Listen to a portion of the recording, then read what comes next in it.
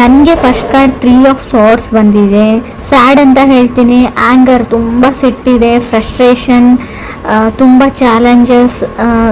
ನಿಮಗೆ ತುಂಬ ತಾಳ್ಮೆಯ ಅಗತ್ಯ ಇದೆ, ನೀಡ್ ಮೋರ್ ಪೇಷನ್ಸ್ ಅಂತ ಕಾರ್ಡ್ ಹೇಳ್ತಾ ಇದೆ. 3 ಆಫ್ ಸಾರ್ಟ್ಸ್ ಬ್ರೇಕಪ್ ಅಂತ ಹೇಳ್ತೀವಿ.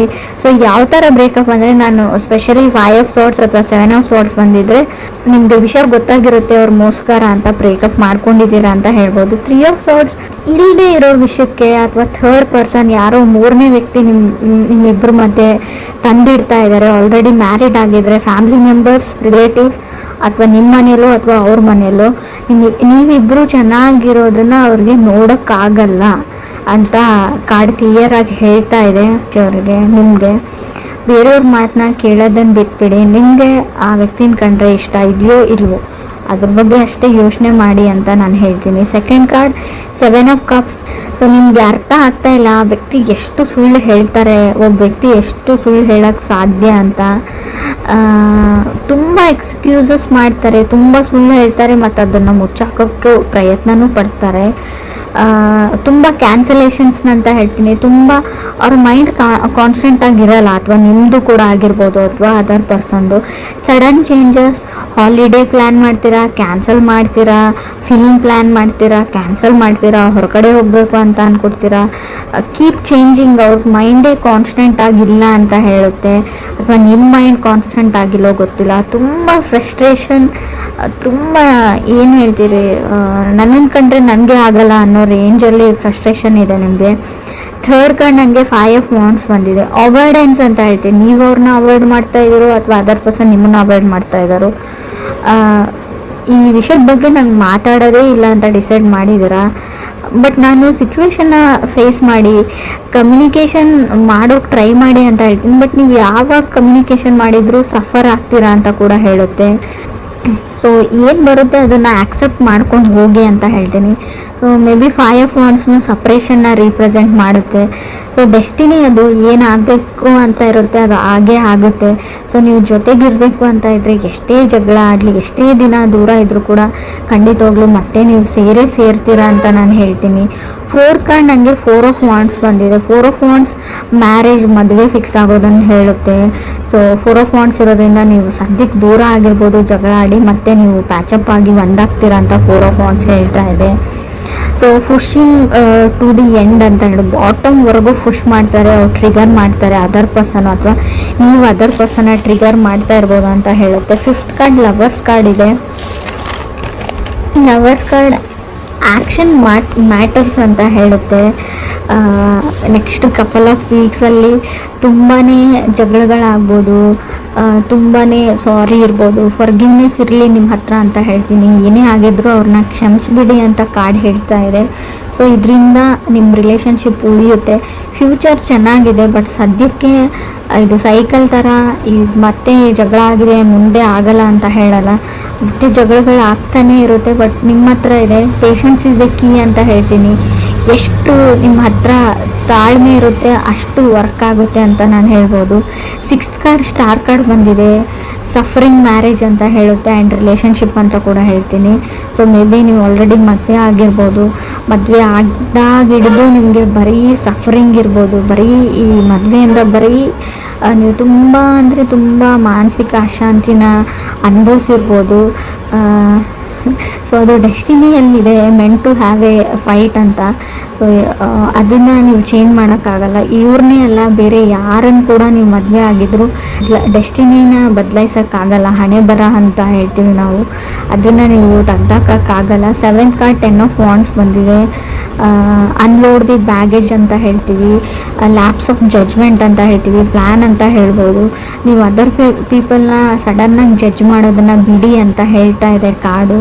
ಸೊ ನೀವು ತುಂಬ ಬೇಗ ಬೇರೆಯವ್ರ ಬಗ್ಗೆ ನೆಗೆಟಿವ್ ಆಗಿ ಯೋಚನೆ ಮಾಡ್ತಾ ಇರ್ಬೋದು, ನೀವು ಅಥವಾ ಅದರ್ ಪರ್ಸನ್ನು. So maybe other person last ಮಿನಿಟಲ್ಲಿ ಅವ್ರ ಮೈಂಡ್ನ ಚೇಂಜ್ ಮಾಡ್ಕೊಳ್ತಾರೆ, ಸಡನ್ನಾಗಿ ಅವ್ರ ಡಿಸಿಷನ್ನ ಚೇಂಜ್ ಮಾಡ್ಕೊಂಡ್ಬಿಡ್ತಾರೆ ಅಂತ ಕಾರ್ಡ್ ಹೇಳುತ್ತೆ, ಅಥವಾ ನೀವು ಮಾಡ್ಕೋಬೋದು. 8th ಕಾರ್ಡ್ ಹರ್ಮೆಟ್ ಕಾರ್ಡ್ ಬಂದಿದೆ. ಟೈಮ್ ಔಟ್ ಅಂತ ಅನ್ನಿಸ್ತಾ ಇರ್ಬೋದು ನಿಮಗೆ, ಇನ್ನು ಸಾಕಪ್ಪ ಸಾಕು, ಇದರಿಂದ ಹೊರಗಡೆ ಹೋದ್ರಾಯ್ತು ಅಂತ ಕೂಡ ಅನಿಸ್ಬೋದು. ಬಟ್ ತಾಳ್ಮೆ ಇರಲಿ ಅಂತಲೇ ಕಾರ್ಡ್ ಹೇಳ್ತಾ ಇರೋದು. ನೀವು ಕನೆಕ್ಟ್ ಆಗಿರೋ ವ್ಯಕ್ತಿ ಏನು ತುಂಬ ಕೆಟ್ಟ ವ್ಯಕ್ತಿ ಅಲ್ಲ, ಅವ್ರು ತುಂಬ ಒಳ್ಳೆಯವರು. ಸೊ ಸಿಚುವೇಶನ್ನು, ಈ ಪ್ಲ್ಯಾನೆಟ್ ರೆಸ್ಟ್ರೋಗ್ರೇಷನ್ನು, ಅವ್ರ ಚಾರ್ಟಲ್ಲಿರೋ ಗ್ರಹಗಳು, ಹೇಳ್ತೀವಲ್ವ ಅವ್ರ ಡೆಸ್ಟಿನಿ, ಸೊ ಆ ಥರ ಮಾಡಿಸ್ತಾ ಇರುತ್ತೆ. ಅವ್ರು ಮಾಡ್ತಾ ಇರಲ್ಲ. ಬಟ್ ಕೆಲವ್ರಿಗೆ ನಿಮ್ಮನ್ನು ಸಹಿಸ್ಕೊಳ್ಳೋಕ್ಕಾಗಲ್ಲ. ಸ್ವಲ್ಪ ದೃಷ್ಟಿ ದೋಷ ಅಂತ ಹೇಳ್ತೀವಿ, ಆದಷ್ಟು ಅದನ್ನು ನಿವಾರಣೆ ಮಾಡ್ಕೊಳ್ಳಿ ಅಂತ ಹೇಳ್ಬೋದು. ಹರ್ಮೆಟ್ ಕಾರ್ಡ್, ಸೋಲ್ ಸರ್ಚಿಂಗ್. ತುಂಬ ಡಿಪ್ರೆಷನ್ನಲ್ಲಿ ಇರ್ತೀರ, ಸ್ವಲ್ಪ ಮೆಡಿಟೇಷನ್ ಮಾಡಿ, ಯಾವುದಾದ್ರೂ ವೆಕೇಷನ್ಸ್ಗೆ ಹೋಗಿ, ಪ್ಲೇಸ್ ಚೇಂಜ್ ಮಾಡಿ, ಫ್ರೆಂಡ್ಸ್ನ ಮೀಟ್ ಮಾಡಿ, out of the box think ಮಾಡಿ, ನಿಮ್ಮ ಲೈಫ್ನ ಬಿಟ್ಬಿಟ್ಟು ಬೇರೆದ್ರ ಬಗ್ಗೆ ಯೋಚನೆ ಮಾಡಿ ಅಂತ ಹೇಳ್ತೀನಿ.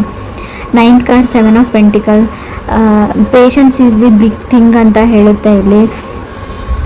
ಸೊ ಯಾವಾಗ ಇಬ್ಬರು ವ್ಯಕ್ತಿಗಳು ಜಗಳ ಆಡಿ ತುಂಬ ಹರ್ಟ್ಫುಲ್ ಮಾತುಗಳನ್ನ ಆಡಿ, ಕೆಲವ್ರಿಗೆ ಹರ್ಟ್ ಮಾಡಿರ್ತೀರ ನೀವು, ಅದರ್ ಪರ್ಸನ್ ನಿಮಗೆ ಅದರ್ ಪರ್ಸನ್ಗೆ. ಬಟ್ ಅದನ್ನು ಫಾರ್ಗಿವ್ ಮಾಡೋದು ಅಥವಾ ಕ್ಷಮಿಸೋದು ಅಷ್ಟು ಸುಲಭ ಅಲ್ಲ ನನಗೆ ಗೊತ್ತು. But 7 of pentacles, forgiveness is A key, patience is A key ಅಥವಾ ಬಿಗ್ ಥಿಂಗ್ ಅಂತ ಹೇಳ್ತಾ ಇದೆ. ನೀವು ತಾಳ್ಮೆ ಮತ್ತು ಒಬ್ಬ ವ್ಯಕ್ತಿನ ಕ್ಷಮಿಸುವಂಥ ಗುಣನ ನೀವು ಈ ಮಂತಲ್ಲಿ ಅಥವಾ ಈಗಲೇ ಇಟ್ಕೊಂಡ್ರೆ, ಸೊ ನಿಮ್ಮ ರಿಲೇಷನ್ಶಿಪ್ ತುಂಬ ಚೆನ್ನಾಗಿರುತ್ತೆ.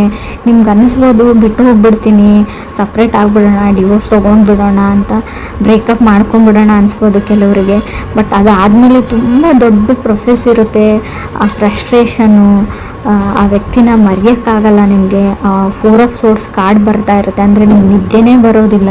ಆ ಹಳೆ ನೆನಪುಗಳು, ಮೆಮೊರೀಸು, ಅದರಿಂದ ಹೊರಗಡೆ ಬರೋದು ಅಷ್ಟೊಂದು ಸುಲಭ ಅಲ್ಲ. ಇದನ್ನು ಅನುಭವಿಸಿದವ್ರಿಗೆ ಅಷ್ಟೇ ಗೊತ್ತಿರುತ್ತೆ. ನಿಮಗೆ ಈಸಿ ಅಂತ ಅನ್ನಿಸ್ಬೋದು, ಬರೀ ಮಾತಲ್ಲಿ ಅನಿಸುತ್ತೆ. ಅದನ್ನು ನೀವು ಟ್ರೈ ಮಾಡಿದರೆ ತುಂಬ ಸಫರ್ ಆಗ್ತೀರಾ ಅಂತಲೂ ಕಾರ್ಡಲ್ಲಿ ಹೇಳ್ತಾ ಇದೆ. 10th ಕಾರ್ಡ್ ನನಗೆ 10 ಆಫ್ ಸಾರ್ಡ್ಸ್ ಬಂದಿದೆ. ನೀವು ಕ್ಷಮಿಸಿದ್ರೆ ನಿಮ್ಮ ಲೈಫು ತುಂಬಾ ಅಂದರೆ ತುಂಬ ಚೇಂಜ್ ಆಗುತ್ತೆ. ನಾನು ಯಾವ ಥರ ಹೇಳ್ಬೇಕು ಗೊತ್ತಾಗ್ತಾ ಇಲ್ಲ. ಸ್ವಲ್ಪ ಕ್ಷಮೆ ಇರಲಿ ಅಂತ ಹೇಳ್ತೀನಿ. ನನಗೆ ಗೊತ್ತು ತಪ್ಪೆಲ್ಲ ಅದರ್ ಪರ್ಸನ್ದೇ ಅಂತಲೂ ಗೊತ್ತು. ಬಟ್ ಆದರೂ ಕೂಡ ಈ ಒಂದು ಮಂತ್ ಸುಮ್ಮನಿರೋಕ್ಕೆ ಟ್ರೈ ಮಾಡಿ, ತಾಳ್ಮೆ ಇರಲಿ ಅಂತ ಹೇಳ್ತೀನಿ. 10 ಆಫ್ ಸೋರ್ಡ್ಸ್ ಇರೋದ್ರಿಂದ ತುಂಬ ಜಗಳ, ಫ್ರಸ್ಟ್ರೇಷನ್ ಇಲ್ಲದೆ ಇರೋದನ್ನು ಅವ್ರ ಫ್ಯಾಮ್ಲಿ ಮೆಂಬರ್ಸ್ ಹೇಳ್ಬೋದು, ನಿಮ್ಮ ಫ್ಯಾಮ್ಲಿ ಮೆಂಬರ್ಸ್ ಹೇಳ್ಬೋದು. ಸೊ ನೀವು ನಂಬಿರೋ ವ್ಯಕ್ತಿನೇ ನಿಮಗೆ ಮೋಸ ಮಾಡ್ಬೋದು, ನೀವು ಮಾಡಿರದೇ ಇರೋದನ್ನು ಮಾಡಿದಿರಿ ಅಂತಲೂ ಹೇಳ್ಬೋದು ಅಂತ ಕಾರ್ಡ್ ಹೇಳುತ್ತೆ. 11th ಕಾರ್ಡ್, ಮೂನ್ ಕಾರ್ಡ್ ಬಂದಿದೆ. ಅಬ್ಸೆಸಿವ್, ಇದು ಇದೇ ಥರನೇ ಮಾಡಬೇಕಾಗಿತ್ತು, ನಾ ಹೇಳಿದ ಥರನೇ ಆಗಬೇಕು ಅನ್ನೋದಿದೆ ನೀವು ಅಥವಾ ಅದರ್ ಪರ್ಸನ್ನು. ಮೇಕಿಂಗ್ ವಾರ್ ಅಂತ ಹೇಳುತ್ತೆ, ಒಂದು ಯುದ್ಧನೇ ಆಗ್ಬೋದು. ಸಮಥಿಂಗ್ ಅಬೌಟ್ ಟು ಚೇಂಜ್ ಅಂತ ಹೇಳುತ್ತೆ ಮೂನ್ ಕಾರ್ಡ್ ಇರೋದ್ರಿಂದ. ಮೂನ್ ಕಾರ್ಡ್ ಅಂದರೆ ಸ್ವಲ್ಪ ಕಣ್ಣೀರು ಹೇಳ್ತೀನಿ, ಹಿಡನ್ ಥಿಂಗ್ಸ್, ಕೆಲವೊಂದು ವಿಷಯಗಳನ್ನ ಅವ್ರು ಸುಳ್ಳು ಹೇಳಿರ್ಬೋದು ಅವ್ರ ಫ್ಯಾಮ್ಲಿದವರು ಅಥವಾ ನಿಮ್ಮ ಫ್ಯಾಮ್ಲಿದವರು. ಇವರ್ ಇನ್ ದಿ ವೇಟಿಂಗ್ ಝೋನ್ ಅಂತ ಕೂಡ ಕಾರ್ಡ್ ಹೇಳ್ತಾ ಇದೆ. ಯಾವುದಕ್ಕೂ ವೇಟ್ ಮಾಡ್ತಾ ಇರ್ಬೋದು ಕೆಲವ್ರದ್ದು. ಸೊ ರೀಡಿಂಗ್ ಅಂದರೆ ಕೆಲವ್ರಿಗೆ, ಇನ್ನೂ ಕೆಲವ್ರಿಗೆ ನಾನು ಸಫರಿಂಗ್ ಆಫ್ ಮ್ಯಾರೇಜ್ ಹೇಳ್ತೀನಿ. ಸ್ವಲ್ಪ ಕೇರ್ಫುಲ್ ಆಗಿರಿ. ನಿಮಗೆ ಕೆಲವೊಂದು ಆಪ್ಷನ್ಸ್ ಬರುತ್ತೆ, ರಿಲೇಟಿವ್ ಕಡೆಯಿಂದ ಆಗಿರ್ಬೋದು, ಪ್ರಪೋಸಲ್ ಬರುತ್ತೆ. ಸೊ ಅದನ್ನು ನೀವು ಚೆನ್ನಾಗಿ ವಿಚಾರಣೆ ಮಾಡಿ, ಫ್ಯಾಮ್ಲಿ ಬ್ಯಾಕ್ಗ್ರೌಂಡ್ ಅಥವಾ ಅವ್ರ ಊರು, ಅವರಿರೋ ಪ್ಲೇಸು, ಅವ್ರು ಕೆಲಸ ಮಾಡೋ ಜಾಗ, ಸೊ ಅವರು ಯಾವ ಥರ ವ್ಯಕ್ತಿ ಅಂತ. ಸೊ ತುಂಬ ಬೇಗ ಹಳ್ಳಕ್ಕೆ ಬೀಳುವಂಥ ಚಾನ್ಸಸ್ ಇದೆ. ಸೊ ಮೂನ್ ಕಾರ್ಡ್ ಇರೋದ್ರಿಂದ ನಿಮ್ಗೆ ಯಾರಾದರೂ ಇಲ್ಲದೆ ಇರೋದನ್ನು ತೋರಿಸ್ಬಿಟ್ಟು ಇದು ನಮ್ಮದೇ ಅಂತ ಹೇಳಿಬಿಟ್ಟು ಮದುವೆ ಆಗುವಂಥ ಚಾನ್ಸಸ್ ಇದೆ. ಸೊ ಬಿ ಕೇರ್ಫುಲ್ ಅಂತ ಹೇಳ್ತೀನಿ. ಹರ್ಮೆಟ್ ಕಾರ್ಡ್ ಇರೋದ್ರಿಂದ ನಾನು ಒಂಟಿ ಆಗಿದ್ದೀನಿ, ನನಗೆ ಯಾರೂ ಇಲ್ಲ, ಲೋನ್ಲಿ ಆಗಿದ್ದೀನಿ ಅಂತ ಕೂಡ ಕೆಲವೊಂದು ಸರ್ತಿ ನಿಮ್ಗೆ ಅನ್ನಿಸ್ಬೋದು. ಸೊ ಆ ಕ್ಷಣಕ್ಕೆ ಯಾವುದೇ ನಿರ್ಧಾರಗಳನ್ನ ನೀವು ತೊಗೊಳ್ಬೇಡಿ. Out of the box think ಮಾಡಿ.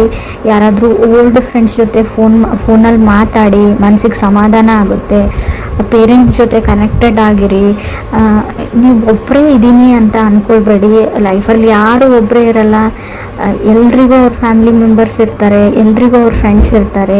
ಸೊ ಇದು ಒಂದೇ ಲೈಫ್ ಇರಲ್ಲ, ಅರ್ಥ ಮಾಡ್ಕೊಳ್ಳಿ. ಇದು ನಾನು ಯಾರಿಗೆ ಹೇಳ್ತಾ ಇದ್ದೀನಿ ಅವ್ರಿಗೆ ಮುಟ್ಟಿದ್ರೆ ಸಾಕು, ನನಗೆ ಅವ್ರು ತುಂಬ ದುಃಖದಲ್ಲಿದ್ದಾರೆ, ಸಫರ್ ಮಾಡ್ತಾ ಇದ್ದಾರೆ ಅಂತ ಗೊತ್ತು.